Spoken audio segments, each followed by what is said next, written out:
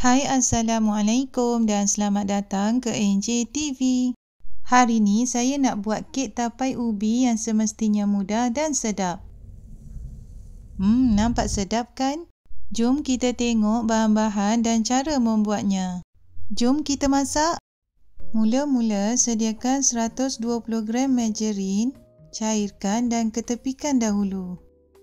Seterusnya, sediakan 200 gram tapai ubi kayu. Kemudian, buangkan urat ubi seperti dalam video. Masukkan 38 gram susu pekat manis dan hancurkan tapai ubi bersama susu pekat.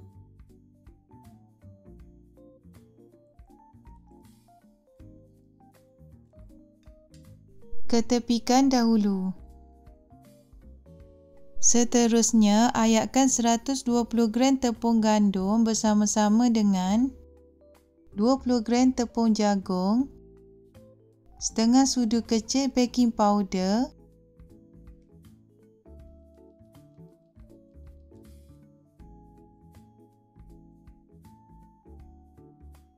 dan ketepikan dahulu.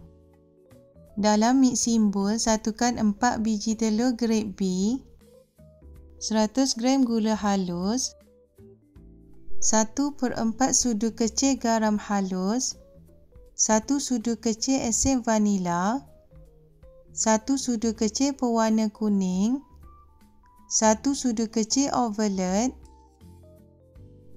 dan pukul sehingga adunan ni kembang gebu selama lebih kurang 8 minit dengan kelajuan maksimum.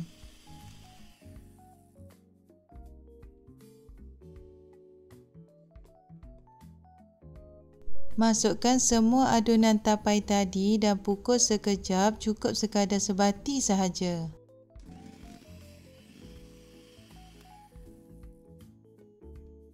Masukkan semua campuran tepung tadi dan pukul sekejap, cukup sekadar sebati sahaja.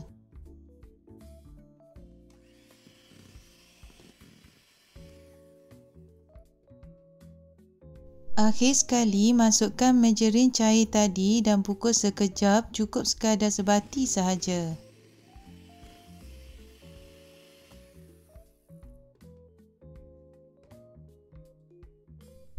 Asingkan sedikit adunan dan campurkan dengan 1 sudu besar pewarna kuning dan kacau sebati. Untuk membakar kek, sediakan loyang bulat saiz 8, alaskan dengan baking paper dan geliskan dalaman loyang dengan margarin. Seterusnya, masukkan semua adunan kek tadi. Letakkan adunan yang diasingkan tadi seperti dalam video dan lorekkan dengan lidi atau chopstick.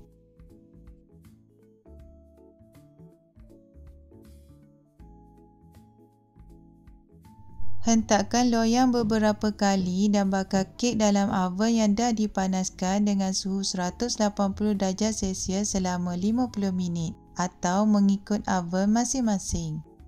Alhamdulillah, kek tapai ubi kita dah masak.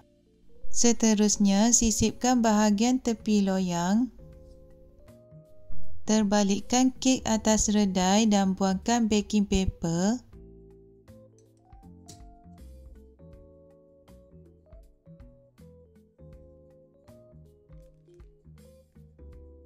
Terbalikkan semula kek atas pinggan dan kek tapai ubi kita dah sedia untuk dihidangkan.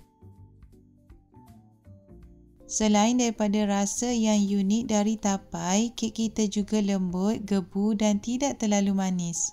Okeylah, jangan lupa mencuba dan kita jumpa lagi di video-video saya yang lain. Assalamualaikum dan bye-bye.